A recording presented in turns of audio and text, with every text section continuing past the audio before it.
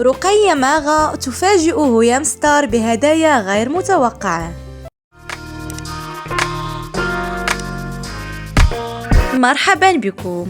تلقت اليوتيوبرز المثيرة للجدل هيام ستار مفاجأة غير متوقعة من متابعيها وكذا من قبل النجمة المغربية رقية ماغا خلال بث مباشر أطلقته عبر حسابها على منصة تيك توك.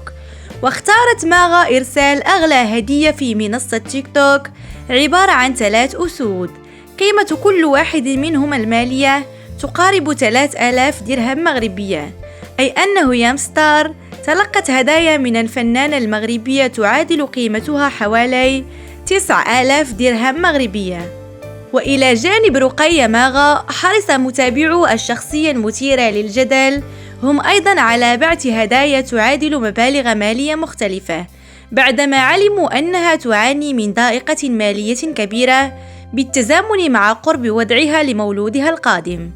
وفي سياق آخر حلت رقية ماغا أمس الثلاثاء بالمدينة الحمراء مراكش حسب ما كشفت عنه من خلال صور شاركتها عبر حسابها الشخصي على موقع التواصل الاجتماعي إنستغرام.